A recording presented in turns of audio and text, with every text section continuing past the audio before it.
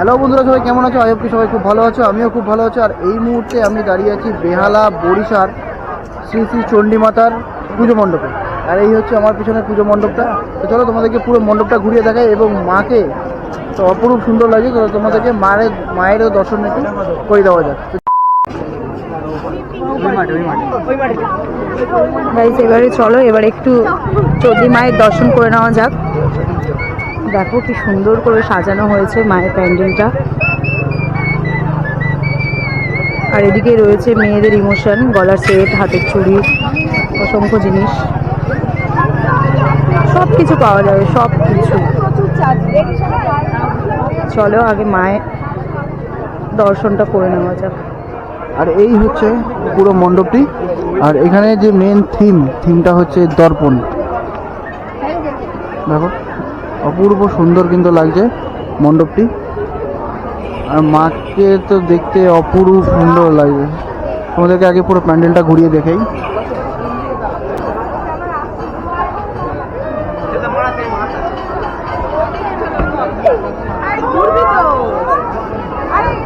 দারুণ লাগছে কিন্তু মণ্ডপটা, এবং কিন্তু লোকের ভিড় অপূর্ব, বিভৎস কিন্তু ভিড় মানুষের।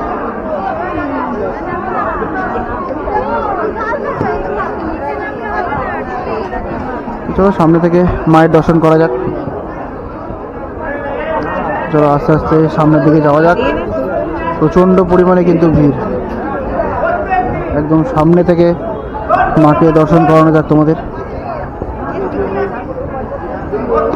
আর অনেক কষ্ট করে কিন্তু আমরা একদম মায়ের গর্ভগৃহের সামনে চলে এসেছি। আর দেখতে পাচ্ছ দুদিকে কিন্তু অষ্টসখীরা বসে আছেন এবং মা কিন্তু মাঝখানে বিরাজমান। অপূর্ব সুন্দর লাগছে কিন্তু মাকে। তো চলো আরও কাছ থেকে তোমাদেরকে দেখাই। আর মায়ের পরনে যে শাড়িটা দেখতে পাচ্ছ অপূর্ব কিন্তু সুন্দর লাগছে। এখন কিন্তু এখানে পুজো হচ্ছে, আর আজকে কিন্তু এদের দশমী। এখানেও কিন্তু দুর্গা পুজোর মতনই ভিড় হয় কিন্তু এই পুজো মণ্ডপে।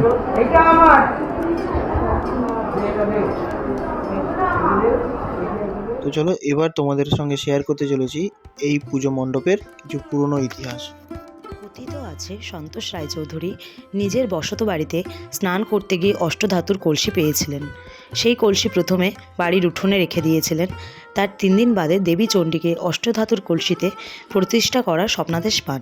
পাশাপাশি বছরে একবার দেবীর মূর্তি এনে পুজো করার আদেশও পেয়েছিলেন। সেই সময় ভাটপাড়ার পণ্ডিতদের বিশেষ সমাদর ছিল। তার কাছে সন্তোষ রায়চৌধুরী কী করা উচিত তা জানার জন্য যান। পণ্ডিতরা জানান যে যিনি স্বপ্নাদেশ দিয়েছেন তিনি দেবী চণ্ডী। এরপর যাবতীয় বিধি মেনে সন্তোষ রায়চৌধুরী দুর্গাপুজোর পঞ্চমীতে দেবী চণ্ডীর প্রতিষ্ঠা করেন। সেই থেকেই দুর্গাপুজোর পঞ্চমীতে চণ্ডী বাড়িতে দেবীর জন্মতিথি পালিত হয়। প্রতি বছর অঘ্রাণ মাসের শুক্লা অষ্টমীতে সেই মন্দিরে শুরু হয় দেবী চণ্ডীর পুজো। দেবী মূর্তি এখানে নরমণ্ডমালা বিভূষিতা, ত্রিনয়না, রক্তবসনা। তার 4 হাতে পুস্তক, রুদ্রাক্ষ মালা, বড় মুদ্রা ও অভয় মুদ্রা। দেবী পঞ্চ অসুরের মুণ্ডের ওপর অধিষ্ঠিতা। আজও মন্দিরের বিগ্রহ তৈরির আগে শিল্পীরা চণ্ডী পুকুরে স্নান করে বিগ্রহের একটি কাঠ নিয়ে সাবর্ণদের প্রতিষ্ঠিত দেবী মঙ্গলচণ্ডীর কাছে পুজো দিয়ে আসেন। সেই কাঠ পুজোর আগে অবধি চণ্ডী বাড়িতেই পুজো হয়। অষ্টমীর দিন ভোরবেলা সাবর্ণ রায়চৌধুরীর পরিবারের সদস্যরা সেই কাঠ নিয়ে মন্দিরের মূল বিগ্রহের সঙ্গে বেঁধে দিলে তবেই পুজো শুরু হয়। পুজোর সময় দেবীকে রাজবেশে সাজানো হয়। নানা রকম অলঙ্কারে সেজে দেবী জ্যোতির্ময়ী রূপে মন্দিরে বিরাজ করেন। পুজো চলে নিষ্ঠার সঙ্গে। এর পাশাপাশি প্রতি বছর মন্দির সংলগ্ন মাঠে বসে মেলার আয়োজন। ভক্তরা মনে করেন দেবী চণ্ডী অত্যন্ত জাগ্রত, তাই দূর দূরান্ত থেকে ভক্তরা এই পুজোর সময় মন্দিরে এসে ভিড় করেন। এখানে রয়েছে প্রণামী বাক্স, বরিশার শ্রী শ্রী চণ্ডী মাতার প্রণামী। এখানে একটা রয়েছে, এখানে একটা রয়েছে, আর বাইরে কিন্তু রয়েছে অনলাইনেও কেউ যদি প্রণামী দিতে চায় তাদের জন্য ব্যবস্থা করা রয়েছে। তো সব রকম ব্যবস্থা এখানে করা রয়েছে।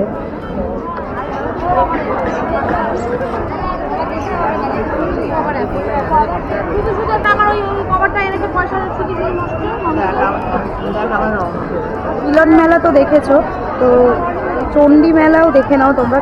কি অসম্ভব জিনিস এখানে ভর্তি, কোনো জিনিসের কমতি নেই। আমরা যেরকম মিলন মেলায় দেখেছিলাম সব কিছু আসবাবপত্র থেকে শুরু করে A to Z থাকে, সেখানে এখানে সব কিছু সেম জিনিস এখানে পাবে তোমরা, সব কিছু এখানে পাবে। এটা কিন্তু কলকাতার শহর, আর এই পুজোটা হচ্ছে কম না করে 200 বছর পুরনো। আর এই মেলাটা হচ্ছে কলকাতার সব থেকে বড়ো মেলা। বারাইপুরের মিলন মেলা, রাজমেলার থেকেও বড় মেলা হচ্ছে এটা। কিন্তু পুরো মেলাটা তো ঘুরে দেখানো তোমাদের সম্ভব না, যতটা তোমাদেরকে পারবো ততটা দেখাবো। আর এই পুজোর যে মা প্রতিমা তোমাদেরকে দেখালাম, প্রতিমা কিন্তু অপূর্ব লাগছে, অসাধারণ লাইটের রিফ্লেকশনের কাজ করছে, দারুণ লাগছে। আর লোকের ভিড়টা তো তোমরা দেখতেই পাচ্ছ কতটা পরিমাণে ভিড়। আজ হচ্ছে বুধবার, ডিসেম্বর মাসের 11 তারিখ। এই দেখো মেলার মূল আকর্ষণ চলে এসছে, ওই যে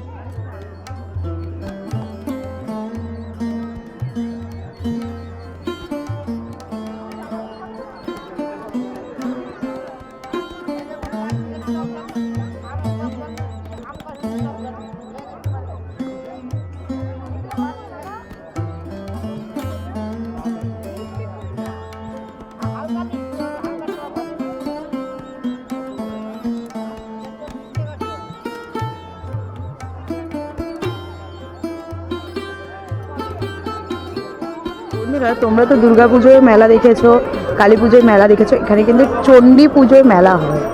তো দেখতেই পাচ্ছিলে তোমরা কত বড় মেলাটা, আমরা এখনো পর্যন্ত শেষ করে উঠতে পারিনি। এই দেখো এই সাইডটা,